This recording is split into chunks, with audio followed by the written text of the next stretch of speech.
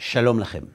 בערב ראש השנה, ממש לפני כניסת החג, הטלפון צלצל, ולפי המספר שהופיע על הצג, ידעתי שזה נועם.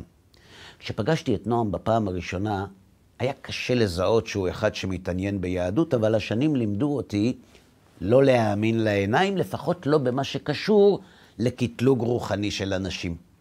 מאז אותה פגישה, נועם עשה דרך ארוכה בלי לעשות לעצמו הנחות, ולכן כשראיתי את המספר שלו על הצג, הבנתי שכנראה יש לו שאלה שהוא לא יכול להיכנס לחג בלי לקבל עליה תשובה. כשעניתי, נועם מתנצל על התזמון וניגש ישר לעניין.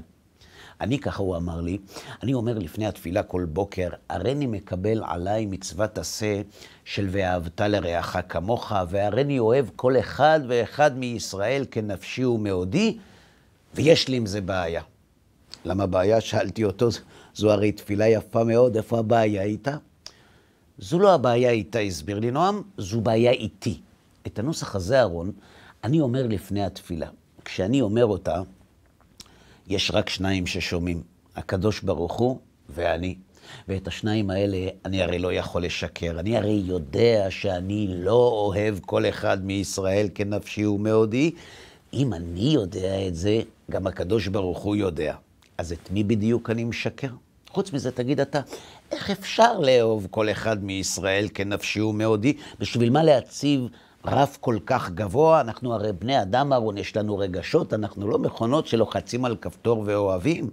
לכן התקשרתי אליך לפני החג, אהרון, כי אם כל השנה אני יכול להחליק, בראש השנה לשקר זה לא הכי נחמד.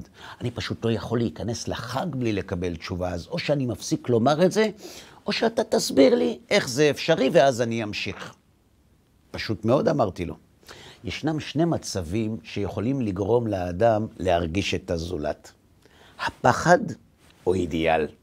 יש אנשים שהגורל קשר אותם יחד, והם בסכנת חיים.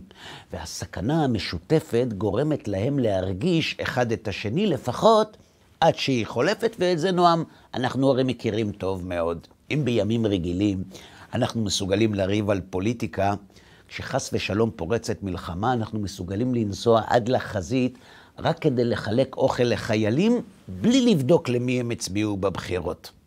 למה? כי כשהגורל משותף, מרגישים. וכשמרגישים אחד את השני, דואגים אחד לשני.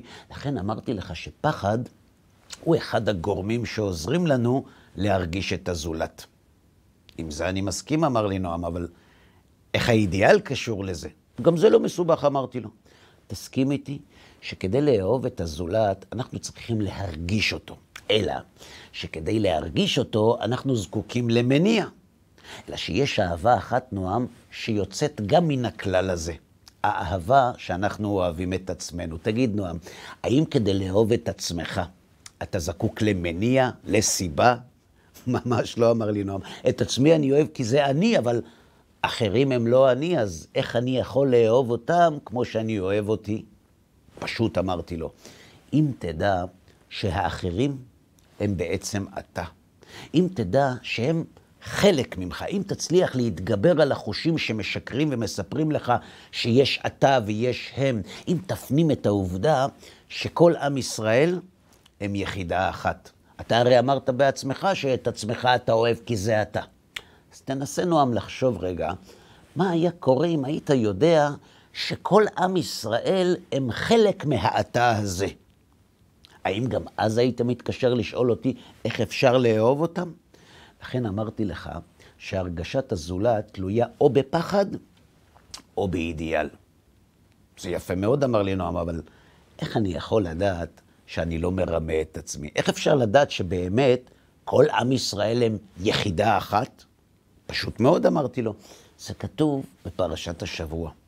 בפרשת וילך, הקדוש ברוך הוא מספר למשה מה הולך לקרות עם עם ישראל אחרי שהוא ימות, והוא אומר לו שבני ישראל יעבדו עבודה זרה, ושבעקבות זאת יבואו עליהם צרות גדולות, שנאמר, וחרה אפי בו ביום ההוא, ועזבתים והסתרתי פניי מהם, והיה לאכול, ומצאו רעות רבות וצרות, ואמר ביום ההוא, הלא על כי אין אלוהי בקרבי, מצאוני הרעות האלה, ואנוכי, אומר לו הקדוש ברוך הוא למשה, הסתר אסתיר פניי ביום ההוא על כל הרעה אשר עשה. אלא נועם, שהפסוקים האלה לא כל כך מובנים. שאלת את עצמך, למה הפסוקים האלה מתחילים בלשון רבים, עוברים ללשון יחיד וחוזרים שוב ללשון רבים? למה בהתחלה כתוב ועזבתי והסתרתי פניי מהם בלשון רבים, ומיד אחר כך ואנוכי הסתר אסתיר פניי ביום ההוא על כל הרעה אשר עשה כי פנה אל אלוהים אחרים? אני לא מבין. מדובר פה על יחיד שחוטא או על עם שלם שחוטא? והתשובה פשוטה. אם בפרשת ניצבים הקדוש ברוך הוא מצווה את משה להשביע את בני ישראל על הערבות ההדדית, בפרשת וילך הקדוש ברוך הוא מסביר לו איך העתיד ייראה לאור הערבות הזאת. בפרשת וילך הקדוש ברוך הוא מסביר למשה שהערבות היא עובדה, ושבגללה מבחינת ההשגחה כל עם ישראל הם יחידה אחת. לכן אם הרבים חוטאים, גם המעטים משלמים. לכן הפסוקים מתחילים בלשון רבים ומסתיימים בלשון יחיד. הם כתובים כך כדי ללמד שאם היחיד שלא חטא ישאל למה הוא סובל, ההשגחה תשיב לו כי פנה אל אלוהים אחרים, לשון יחיד, שהוא חטא.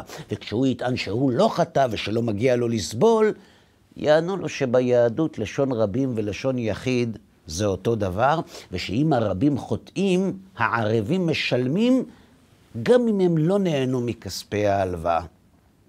את זה הבנתי, אמר לי נועם, אבל זה נראה לך צודק? זה תלוי, אמרתי לו.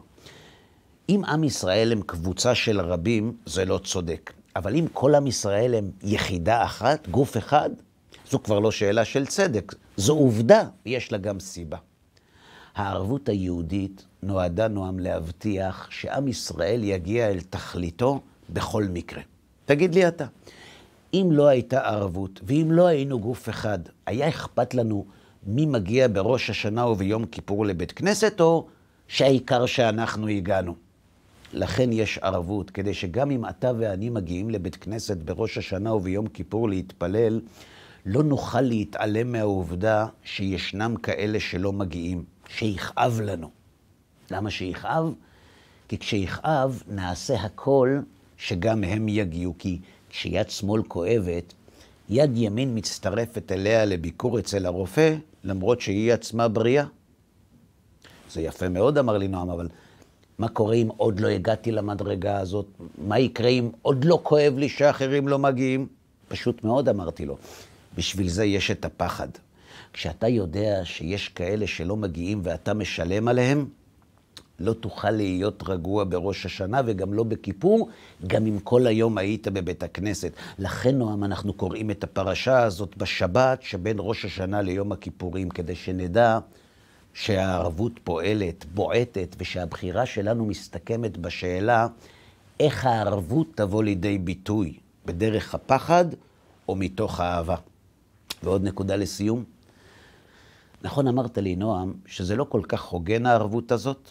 אז זהו, זה תלוי מאיפה אתה מסתכל עליה. כשאתה מסתכל עליה דרך העיניים שלך, זה אולי לא הוגן. אבל כשאתה מסתכל על זה מהעיניים של אבא, שאוהב לא רק את הילדים שבאים לבקר, אלא גם את אלו שלא, הערבות היא רעיון גאוני. ככה הוא בטוח שלא משנה מה יהיה, בסוף כולם יגיעו. השאלה היא רק איך, וזה הרי תלוי בנו. שבת שלום.